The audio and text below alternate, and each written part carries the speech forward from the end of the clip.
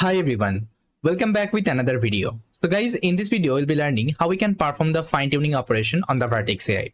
So as I already told you, in the model garden you are having so many foundation model, and if you want to fine-tune these are the model, so what are the steps you have to follow? In this video I'll tell you each and everything. So I think remember previously whenever we used to do the fine-tuning operation, first of all we had to download that model in our system.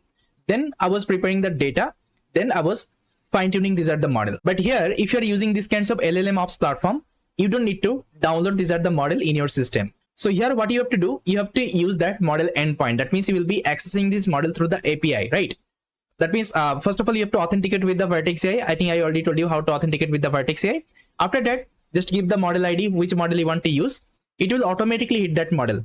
So here the only thing you have to do, you have to prepare your data. After that, all the thing would be happening in their server only. Okay. Now let me tell you the step actually you can follow to perform the fine-tuning operation. So for this, what I will do guys, I will use the Colab notebook. So I'll open up Colab notebook. You can also use Colab Enterprise. You can also do it from your local machine. It's completely fine.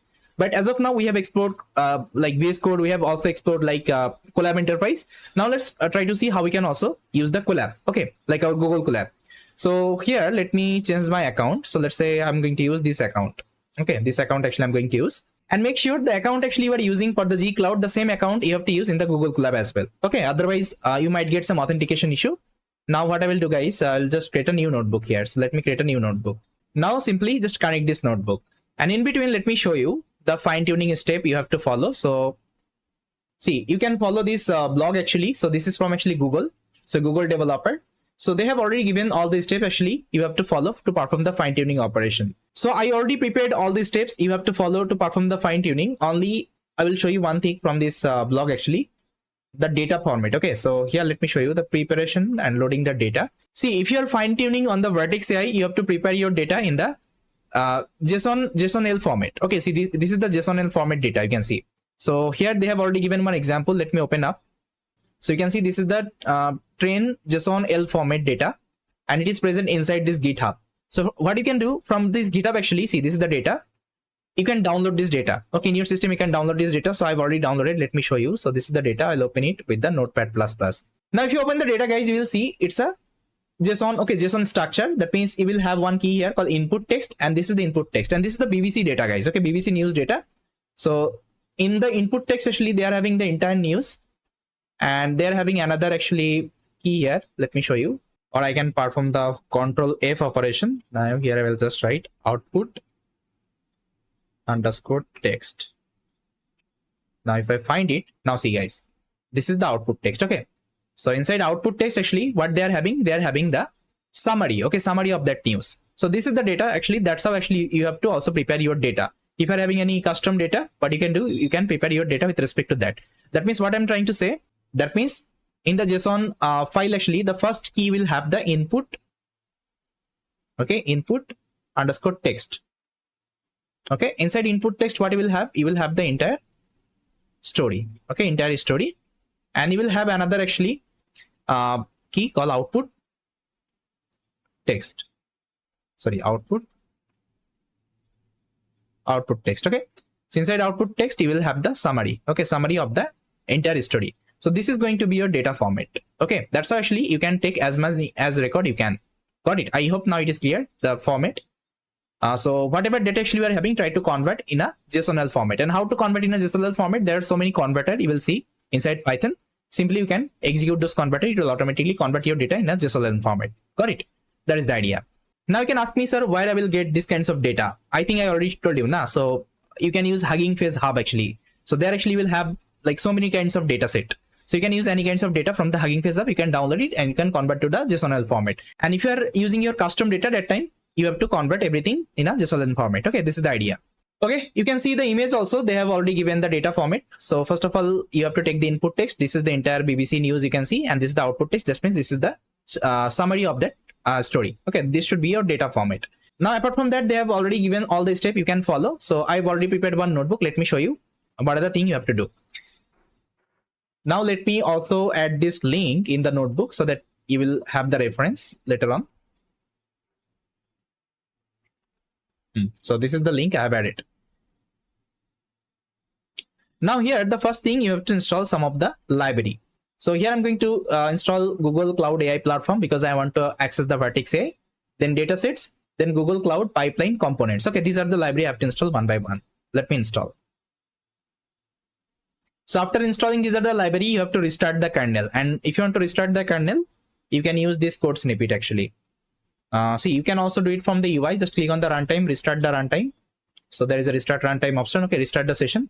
Otherwise, you can also execute this line of code. It will also restart your runtime. Okay, now what you have to do, you have to authenticate with your G Cloud account. For this, you can execute this line of code. So here I'm using actually Google Authenticator. With the help of Google Authenticator, actually I will authenticate with my account. Got it? So now let me execute. So it will look for your account. So it will give you one pop-up screen. Let's give the allow permission. Select your account. Let's say I want to use this account because this is my Google account. Now I'll try to select it. Now you have to provide the password.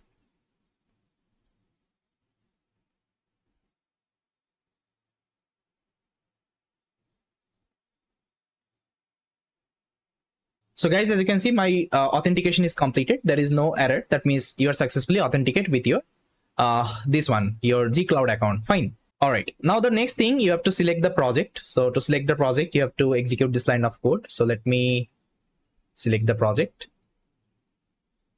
So I think you know how to select the project. Click here, copy the project ID, and just try to mention it here. And with this, actually, we'll be initializing our VertexAI. So let me initialize my VertexAI. Then let's say set some actually variable. That means my region and the project ID. Again, I'll give the same project ID.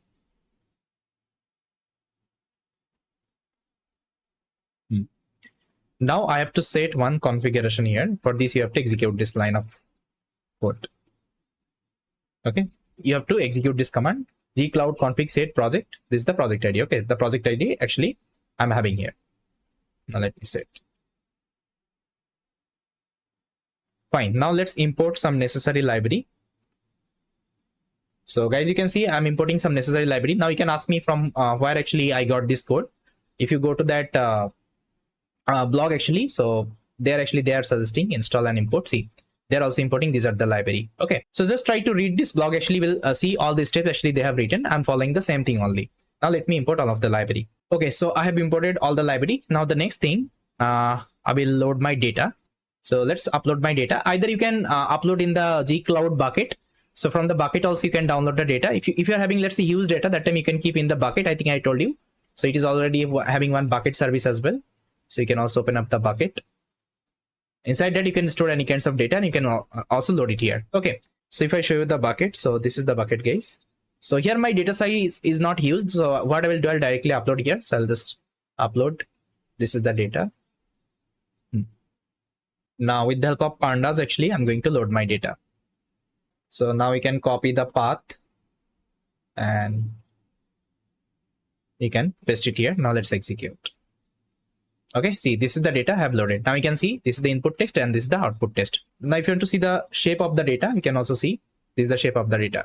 And now we can start the training, and it's like very easy. See, only you just need to execute this line of code. Your training would be started in their server only. Okay, not in my Google Colab actually.